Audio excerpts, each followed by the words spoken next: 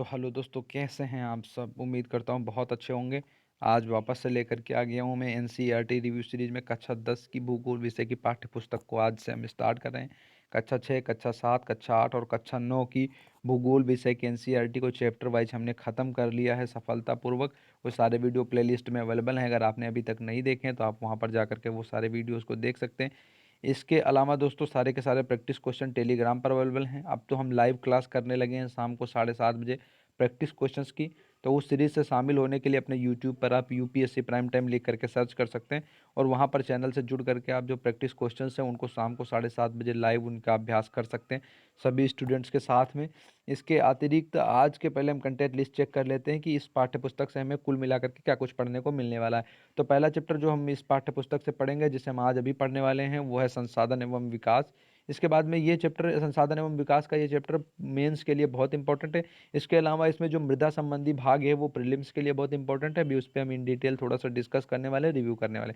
इसके बाद में हम दूसरे चैप्टर में पढ़ेंगे वन एवं वन्यजीव संसाधनों के बारे में। ये हम भारत और विश्व दोनों के परिप्रेक्ष्य में यहाँ पर पढ़ेंगे। इसके अलावा जल संसाधन, इसमें वाटर मैनेजमेंट और वाटर रिसोर्स दोनों चीज़ों के बारे में पढ़ने को मिलेगा। फिर एग्रीकल्चर पढ़ेंगे, ये भी भारत एवं विश्व दोनों संदर्भों में होगा। मृदा संबंधी होगा और उपज संबंधी भी होगा। इसके अलावा खनिज और ऊर्जा संसाधन के बारे में हम पढ़ेंगे, अर्थात हम यहाँ पर पढ़ेंगे कि खनिज संसाधन किस प्रकार से उनका देश और दुनिया में वितरण है। फिर ऊर्जा संसाधनों का किस प्रकार से उपभोग और मांग नियंत्रण संबंधी जो चीज़ें हैं उनके बारे में पढ़ने को मिलेगा। चैप्टर 6 में हमें विनिर्माण उद्योग के बारे में पढ़ने को मिलेगा। मेंस के लिए बहुत इंपॉर्टेंट टॉपिक है विनिर्माण उद्योग। इसके अतिरिक्त जो कॉन्सेप्ट है विनिर्माण उद्योग के, वो हमारे लिए प्रीलिम्स में इंपॉर्टेंट होंगे। बाकी करंट अफेयर से रिलेटेड जो चीज़ें हैं मैं यहाँ पर इनके साथ में कवर करूंगा। अब बात आती है अंतिम चैप्टर जो है चैप्टर 7, वो है राष्ट्रीय अर्थव्यवस्था की जीवन रेखा। ये भी मेंस के लिए हमारे लिए इंपॉर्टेंट चैप्टर है। प्रीलिम्स के लिए इसको करंट अफेयर से कोरिलेट करने की कोशिश करूंगा। तो कुल मिलाकर के ये 7 चैप्टर हैं जो हम कक्षा 10 की भूगोल विषय की एनसीईआरटी में आज पढ़ने वाले हैं पहले चैप्टर के साथ में। और ये सारे के सारे सातों चैप्टर हमें पढ़ने को मिलेंगे इसमें। तो फटाफट शुरू करते हैं। पहला चैप्टर संसाधन एवं संसाधन के बारे में हम ऑलरेडी 2 चैप्टर्स में कक्षा 8 और कक्षा 9 में पढ़ चुके हैं थोड़ा थोड़ा, और उसी का इस चैप्टर में कक्षा 10 में विस्तार किया गया है। तो इस प्रकार से हम फटाफट देख लेते हैं संसाधन के प्रकार के बारे में। मेंस पर ओरिएंटेड ये टॉपिक है। तो संसाधन मुख्य रूप से 2 प्रकार से हो सकते हैं। एक हो सकता है प्राकृतिक संसाधन, दूसरे हैं मानवीय संसाधन। अब प्राकृतिक संसाधन के 2 प्रकार हो सकते हैं, नवीकरणीय और अनवीकरणीय। अब नवीकरणीय में कौन कौन आ सकता है? तो नवीकरणीय में सतत अथवा प्रवाह, जैसे कि जल और वायु। इसके अलावा जैव जैव संसाधन 2 प्रकार का हो सकता है, प्राकृतिक वनस्पति हो सकती है या फिर वन्य जीव हो सकते हैं। अब बात करते हैं मानवीय संसाधनों के बारे में। मानवीय संसाधन 2 प्रकार के हैं, एक है संरचना एवं संस्थाएं और दूसरा है मात्रा एवं गुणवत्ता। अनवीकरणीय योग्य प्राकृतिक संसाधन के प्रकार 2 प्रकार से हो सकते हैं, पुनः चक्रीय जैसे कि धातु, और अचक्रीय जैसे कि जीवाश्म ईंधन, जिसमें पेट्रोल, डीजल और कोयला इत्यादि चीजें आती हैं। तो संसाधन इस प्रकार से हमने देख लिया। संसाधन के बारे में हमने इन डिटेल पढ़ा है पहले भी। तो ऐसे में इतना हमारे लिए इनफ है कि हमें याद रखना है कि संसाधन 2 प्रकार के हो सकते हैं, प्राकृतिक संसाधन और मानवीय संसाधन। प्राकृतिक संसाधन फिर 2 प्रकार होंगे उसके, नवीकरणीय और अनवीकरणीय। मानवीय संसाधन के 2 प्रकार होंगे, संरचना एवं मात्रा एवं गुणवत्ता, जिसे हम इंटेलेक्चुअल प्रॉपर्टी भी बोलते हैं। फिर उसके बाद में नवीकरण के 2 प्रकार हो सकते हैं, एक हो सकता है सतत, दूसरा हो सकता है जैव। जैव के 2 प्रकार हो सकते हैं, प्राकृतिक वनस्पति और वन्य जीव। वहीं पर अनवीकरणीय के 2 प्रकार वहां पर भी हो सकते हैं, कौन कौन से? पुनः चक्रीय और अचक्रीय। बस इतना आपको याद रखना है संसाधन के संबंध में। इतने में आप अच्छा सा लिख भी सकते हैं और अच्छी चीज़ों को, अच्छी तरीके से चीज़ों को रिप्रेजेंट भी कर सकते हैं। अब देख लेते हैं यहाँ पर संसाधनों का एक और वर्गीकरण किया जा सकता है। कैसे? जैसे कि उत्पत्ति के आधार पर, फिर समाप्यता के आधार पर, स्वामित्व के आधार पर, विकास के आधार पर, जिनके बारे में इन डिटेल हमने पिछले चैप्टर में पढ़ा हुआ है, पिछली पाठ्यपुस्तक के चैप्टर में पढ़ा हुआ है। संसाधनों के प्रकार के बारे में हमने जैव अजैव ये सारी डिफिनीशंस पढ़ी हुई हैं और पहले से भी ये हमारी जानकारी में रहती हैं। तो अब ये तो चीज़ें हो गई कुछ। अब यहाँ पर देखिए कुछ और चीज़ें जानने को हमें मिल जा रही, तो वो यहाँ से हम इसको कंसिस्ट कर लेते हैं। होता क्या है दोस्तों कि जो समुद्र होता है, समुद्र में क्या है कि समुद्र को कई भागों में बांटा गया है। तो राजनीतिक सीमाओं के अंदर, जिसमें 12 समुद्री मील, जिसे हम आंतरिक जल सीमा कहते हैं, जो 22.2 किलोमीटर होती है, ये आपको याद रखना है। नॉटिकल मील में और किलोमीटर दोनों में याद रखना है। ऑप्शन में आप कंफ्यूज हो जाते हैं क्योंकि नॉटिकल मील में पूछता है और दूरी किलोमीटर वाली दे देता है। तो 22.2 किलोमीटर अर्थात 12 नॉटिकल मील। ये क्या है कि ये जो संसाधन के लिए ये आपकी आंतरिक जल सीमा, यहाँ पर आपकी जो भी चीज़ें हैं, आप समुद्र के भीतर से आपको मिलते हैं, उन सभी चीज़ों का आप उपभोग कर सकते हैं, सरकार उपभोग कर सकती है। बात करें अंतर्राष्ट्रीय संसाधनों के बारे में, तो अंतर्राष्ट्रीय संसाधनों को कुछ संस्था नियंत्रित करती है। समुद्र तट रेखा से 200 समुद्री मील अर्थात 200 नॉटिकल माइल्स, जिसे हम लोग अपवर्जक आर्थिक क्षेत्र कहते हैं, EEZ जिसे हम कहते हैं, कि बाहर का जो क्षेत्र है वो खुला महासागरीय संसाधन में आता है और इस पर किसी भी देश का कोई अधिकार नहीं है। इन संसाधनों को अंतर्राष्ट्रीय संस्थाओं की सहमति के बिना उपयोग में नहीं लाया जा सकता है, लेकिन चीन नहीं मानता है। इसके अतिरिक्त यदि हम बात करें तो इसको दो हिस्सों में बांटा गया। पहले आंतरिक जल क्षेत्र आता है जो हमारा 12 नॉटिकल मील है, फिर 12 नॉटिकल मील से आगे अगर 12 नॉटिकल मील यानी कि तट रेखा से 24 नॉटिकल मील की बात करें हम, तो वो हमारा आता है अनन्य आर्थिक क्षेत्र। और उस 24 नॉटिकल मील के बाद में फिर 200 समुद्री मील यदि हम देखें तो जो यानी कि 360 किलोमीटर हम देखें, वो आता है जहाँ पर हमें कस्टम ड्यूटी वसूल करने का अधिकार, साफ सफाई करने का अधिकार, वो सरकारों का अधिकार होता है। और उस 360 किलोमीटर के बाद में फिर जो आगे का क्षेत्र होता है वो होता है खुला क्षेत्र, वो समुद्र सबके लिए, लेकिन वहाँ के संसाधनों पर या किसी प्रकार का निर्माण या किसी प्रकार का कोई स्थायी जो प्रकार की कोई गतिविधि है वो करना वहाँ पर अंतर्राष्ट्रीय जो नियम हैं उनके विरुद्ध है। अब विकास की संभावना, इसके बाद में हम बात करते हैं कुछ और इंपॉर्टेंट चीज़ों के बारे में यहाँ पर जो हमें इस चैप्टर से पढ़ने को मिलेंगी। सतत पोषणीय विकास बहुत इंपॉर्टेंट है आजकल। सतत विकास संबंधी जो सस्टेनेबल डेवलपमेंट है, ये शब्द तो इतना ज़्यादा चर्चा में आ गया। सस्टेनेबल डेवलपमेंट वर्ड का उपयोग किसने किया था, क्या आप जानते हैं कि सस्टेनेबल डेवलपमेंट, ये क्वेश्चन मैं पढ़ा चुका हूँ ऑलरेडी, इसकी चर्चा में इन्वायरमेंट एंड इकोलॉजी के एक स्पेशल क्लास में कर चुके हैं, शायद आपको याद हो। अभ्यास प्रश्नों में भी हमने इस प्रश्न का अभ्यास किया कि सतत विकास का या सतत पोषणीय विकास का शब्द जो है इसका उपयोग सबसे पहले किसने किया था। तो अगर आप नाम जानते हैं उनका या जो कुछ अगर आपको सतत विकास के बारे में पता हो तो उसको चैट बॉक्स में आप टाइप कीजिए, सतत विकास के संबंध में जो कुछ भी आप जानते हैं। सतत विकास का अर्थ है कि आर्थिक विकास, जिसका अर्थ है विकास पर्यावरण को नुकसान पहुंचाए बिना किया जाए, जिससे इस भविष्य की पीढ़ियों को भी आवश्यकता की अवहेलना न हो। अर्थात जो संसाधन आज हमारे पास हैं वो हम भविष्य के लिए भी बचा करके रखें।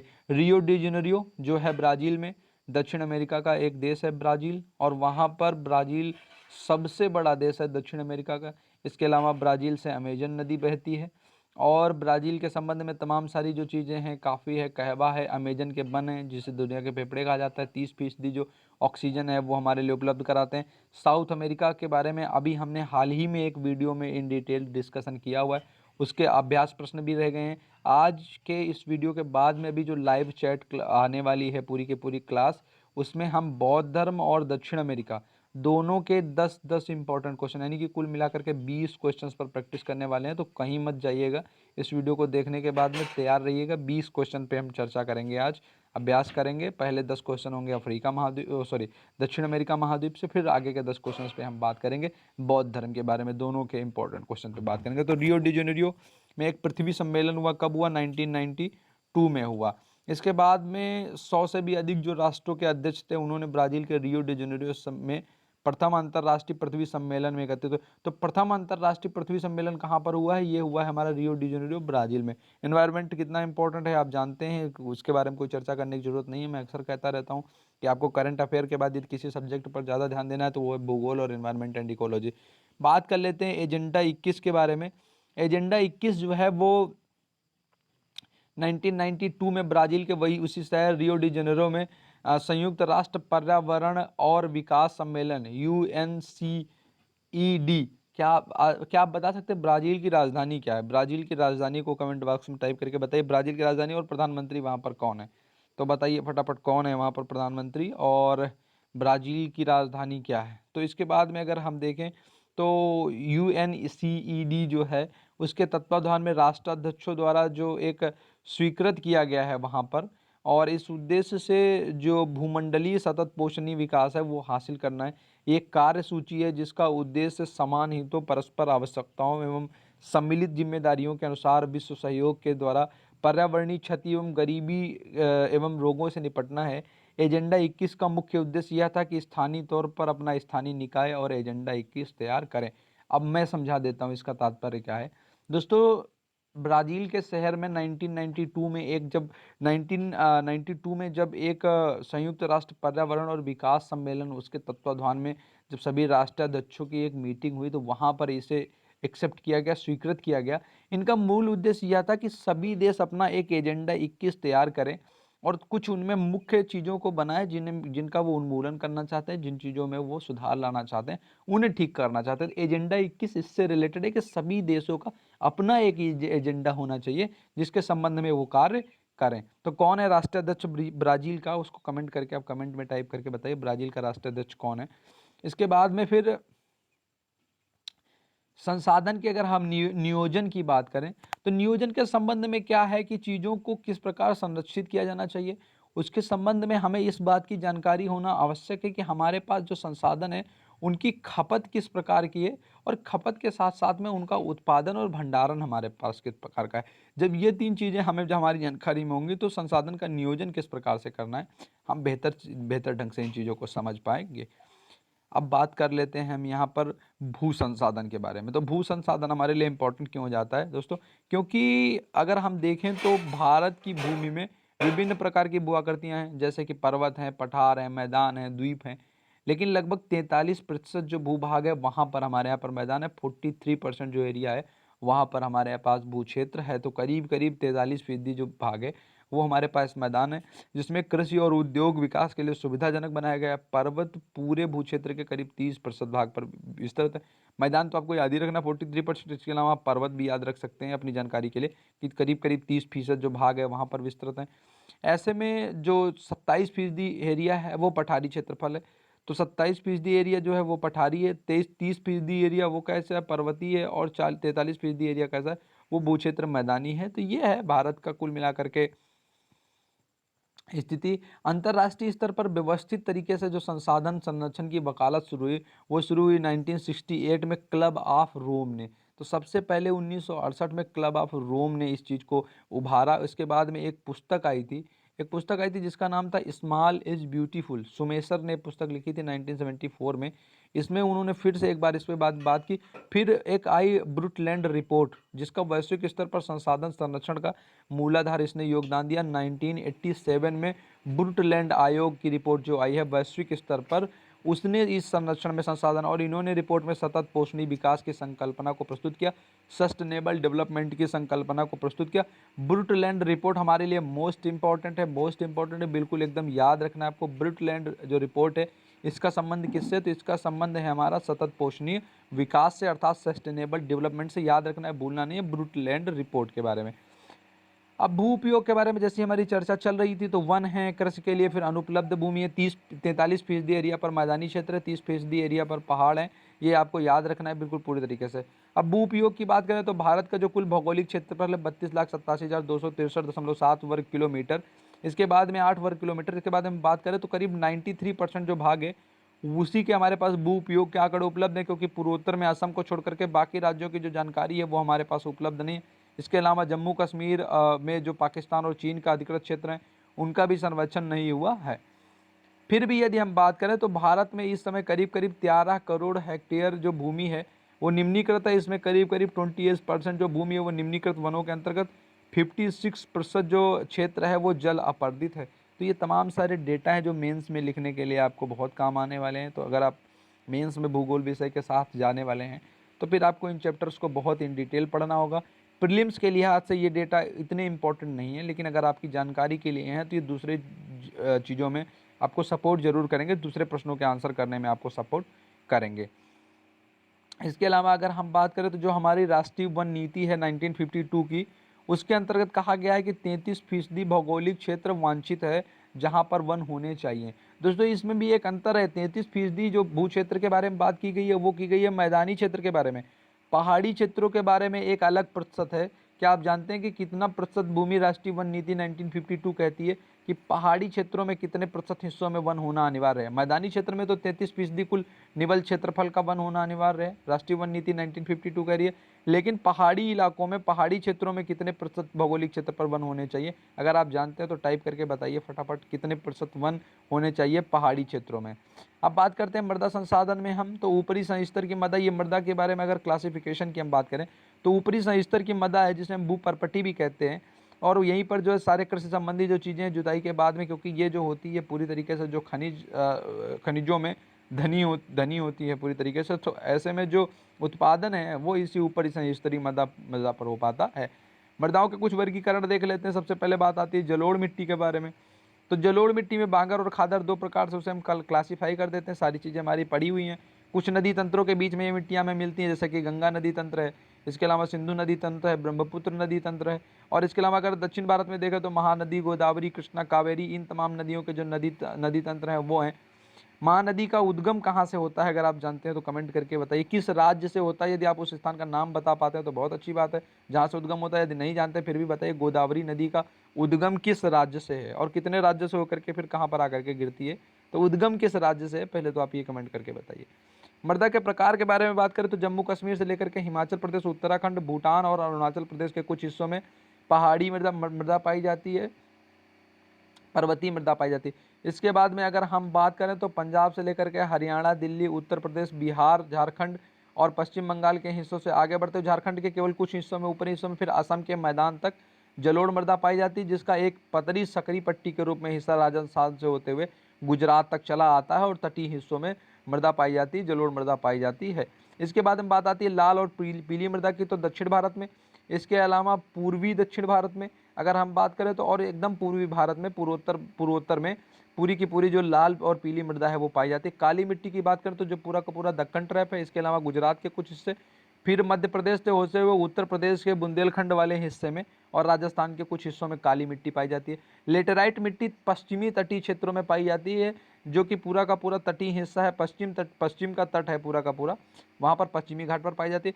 शुष्क मृदा की बात करें तो वो सारी की सारी मृदा जो है वो राजस्थान में उसका विस्तार है। तो ये हो गई बात मिट्टी के बारे में। काली रंग की मिट्टी रेगुर मिट्टी कहलाती है, कपास की खेती के लिए सबसे उपयुक्त समझी जाती है और काली कपासी मृदा के नाम से इसे जाना जाता है। इसमें जल धारण की जो क्षमता होती है वो सर्वाधिक होती है। लाल और पीली मिट्टी की अगर हम बात करें तो इसका विस्तार देखें तो उड़ीसा में, छत्तीसगढ़ में, मध्य गंगा मैदान में, ये तमाम सारी जगहों पर है। पीला रंग इसका जो होता है वो जलायोजन के कारण होता है। लेटेराइट मिट्टी की हम बात करें तो यह गहरे रंग की होती है, अम्लीय होती है, क्योंकि पीएच मान जो होता है वो 6 से इसका क्या होता है, हमेशा ग्रेटर होता है। इसके बाद में हम बात करें तो इसमें सामान्य पोषक तत्वों की कमी होती है। विस्तार में बात करें तो महाराष्ट्र में, उड़ीसा में, पश्चिम बंगाल के कुछ भागों में पाई जाती है। ह्यूमस की मात्रा काफ़ी होती है।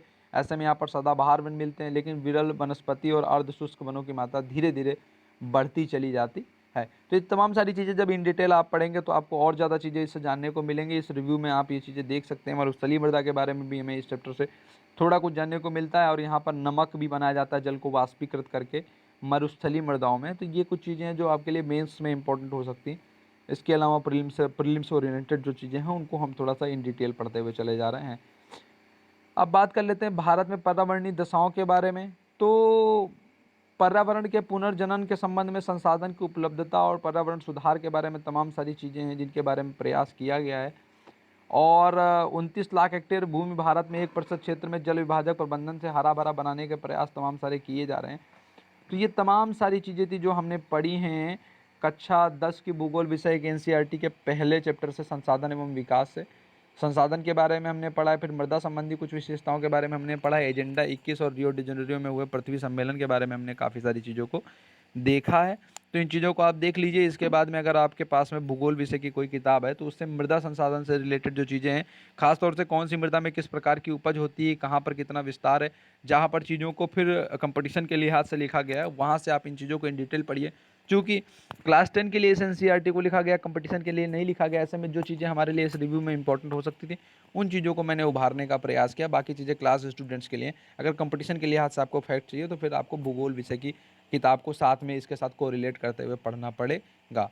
तो ये पहला चैप्टर था, इसको देख करके तैयार कर लीजिए। आज शाम हम इससे जुड़े हुए प्रश्नों को हल करने वाले हैं, और बिल्कुल आप तैयार रहिए। थोड़ी देर में भूगोल और जो हमने विषय में पढ़ा है दक्षिण अमेरिका के बारे में और साथ ही साथ बौद्ध धर्म के बारे में, उससे जुड़े हुए प्रश्नों की लाइव सीरीज लेकर के आ रहा हूँ अभी प्रश्न प्रैक्टिस के लिए। तो आप उसके लिए एकदम तैयार रहिए, कहीं मत जाइएगा, ट्यून रहिएगा। और अगर आपने चैनल को अभी तक ज्वाइन नहीं किया है तो सर्च करके वहाँ पर जा करके आप ज्वाइन कर लीजिएगा, और घंटी जरूर दबा दीजिएगा ताकि आपको लाइव क्लास का नोटिफिकेशन मिल जाए। बाकी मैं लिंक को व्हाट्सएप ग्रुप और टेलीग्राम ग्रुप पर शेयर कर दूंगा, तो वहाँ से आकर के आप रिमाइंडर ऑन करके भी क्लास की जानकारी ले सकते हैं। Thank you so much, thanks for watching.